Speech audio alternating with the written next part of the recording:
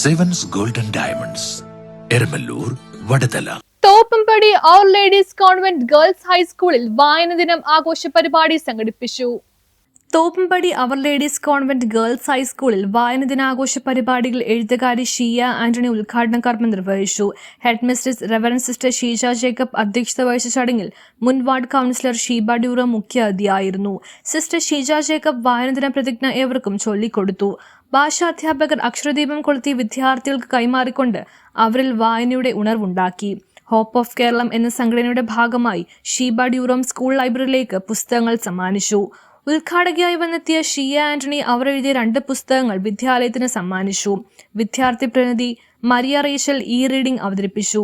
ഭാഷാഗാന നടനവും വള്ളത്തോൾ കവിതയുടെ ദൃശ്യാവിഷ്കാരവും ഏറെ ആകർഷകമായിരുന്നു. പിറന്നാൾ ദിനം ആഘോഷിക്കുന്ന കുട്ടികൾക്ക് ആശംസകൾ നേർന്നു. കുട്ടികൾ മിഠായിപ്പൊതികൾക്ക് പകരം പുസ്തകങ്ങളാണ് വിദ്യാലയത്തിന് സമ്മാനിച്ചത്.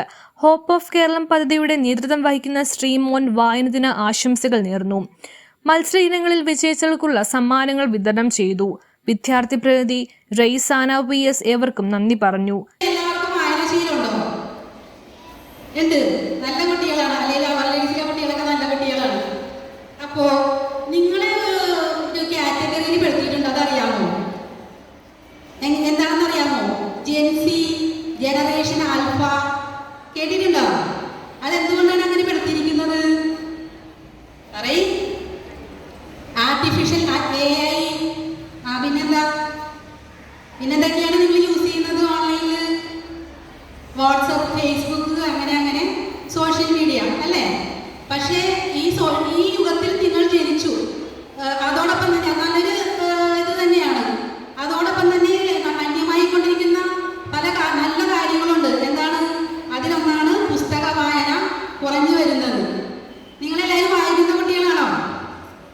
പാഠപുസ്തകം മാത്രം വായിച്ചാൽ പോരാ, മറ്റുള്ള പുസ്തകങ്ങളും കൂടി വായിക്കുന്ന കുട്ടികളാണ് താല്പര്യം. ഓക്കെ, അപ്പം വായന നമ്മെ നല്ല വിദ്യാർത്ഥികളാക്കുക മാത്രമല്ല നല്ല മനുഷ്യരാകുകയും ചെയ്യുന്നു.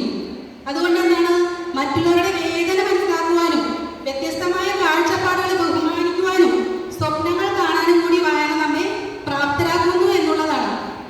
നമുക്ക് പോരായ്മകളും നമ്മൾക്ക് അറിവ് ഒരിക്കലും നഷ്ടപ്പെടുന്ന ഒന്നല്ല. എന്നാൽ കുഞ്ഞുണ്ണി മാഷിന്റെ കവിത എല്ലാവർക്കും അറിയാം. വായിച്ചാൽ വളരും, വായിച്ചില്ലെങ്കിൽ വളരും. അല്ലേ? എല്ലാവർക്കും അറിയാം.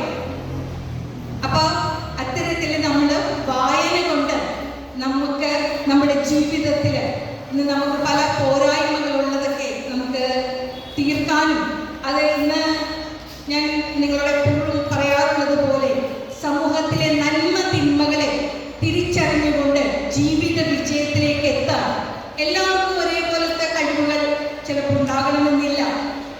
പക്ഷേ നമുക്ക് നല്ല നല്ല പുസ്തകങ്ങൾ വായിക്കുമ്പോൾ നമ്മുടെ ജീവിതത്തിൽ നമ്മൾ ഉൾക്കൊള്ളേണ്ട പല കാര്യങ്ങളും നമ്മൾക്ക് അതിൽ നിന്ന് പഠിക്കാനും അതുവഴി നമ്മുടെ സമൂഹത്തിൻ്റെ ഉയർച്ചയ്ക്കെല്ലാം ഉതകുന്ന രീതിയിൽ നമ്മുടെ പ്രവർത്തനം നല്ല കുട്ടികളായി ഈ ന്യൂസ് ബ്യൂറോ തോപ്പുംപടി.